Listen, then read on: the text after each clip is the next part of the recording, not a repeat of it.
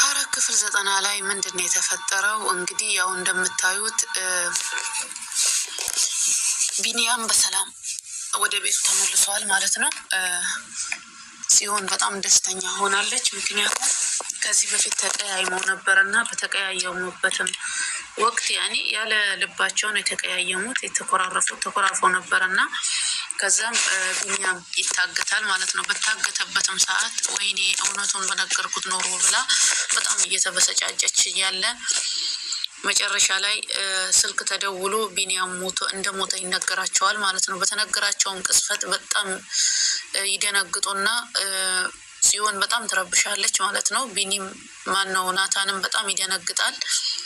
ያፌትም ደንግጧል። ምክንያቱም ዋና ተከሳሽ ሆኖ የሚቀርበው እሱ ስለሆነ በጣም ፈርተዋል ማለት ነው። እና ገኒም በቢኒ መሞት እንግዲህ ያው አፏ ሁሉ ተዘግቷል። መናገር አችልም። ሆስፒታልም ወስደዋት ነበረ፣ መናገር አችልም ማለት ነው።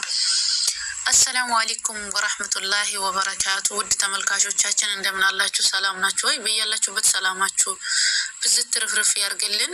ወደ ቀጣዩ ስንገባ አንደኛ ተከሳሽ ያፌት ሰለሞን፣ ሁለተኛ ተከሳሽ ሉሊት ወይም አልማዝ በሁለት ማንነት ነው የምትጠቀመው።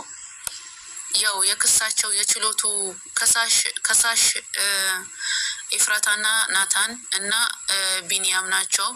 ቢኒያም ፋይል በመክፈት ናታን ደግሞ ባየው ነገር በሰራው ስራ፣ ኢፉዬም ደግሞ ሚስጥሩን ሁሉንም ነገር ስለምታውቅበት ለህግ ታቀርበዋለች ማለት ነው። ክስ ከፍታ ለህግ ታቀርበዋለች። ሴቶችንም ነጻ ታወጣቸዋለች ማለት ነው።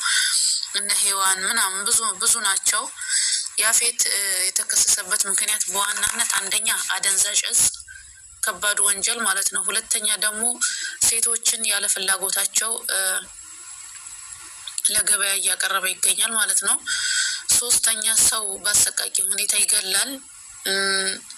ሰውን ከተጠቀመበት በኋላ ይገለዋል፣ ወይም እንደ ሉሊት ጥፍሩ ነቃቅሎ ያሳየዋል ማለት ነው። ማንነቱን የሚያውቅ የለም።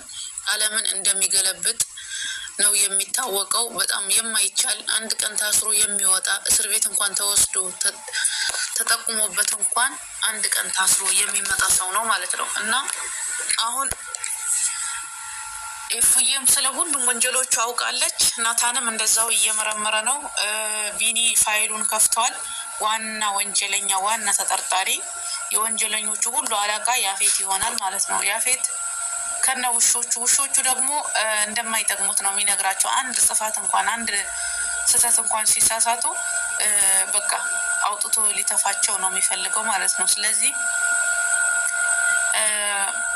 ማናት ኢፉዬ ያው ቤቱም ሆና እየተከታተለች ወንጀሎቹን እየመረመረች ፋይሉን ምናምን እያገለባበጠች ከዛም በኋላ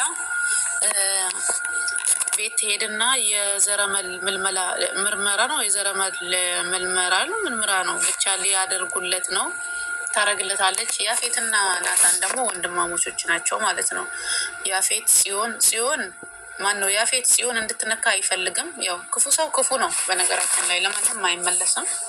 ለኢፉዬም ያው እንደሚያፈቅራት እንደሚንከባከባት ነበረ ያረገው። ግን እሱ የናታን ያለውን ነገር ሁሉ ለመንጠቅ ነው እንጂ ኢፉዬን እንደማያፈቅራት ብዙ ነገር በቀል እንደተጠቀመባት ነገር ነው።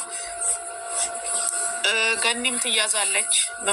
ምርመራው ሲካሄድ አንደኛ ያፌት አደንዛዥ እጽን በማዘዋወር በዛ ወንጀል እንትን ይላል ማለት ነው። ሴቶችን ያለ ፍላጎታቸው በመሸጥ እና ደግሞ በመግደል።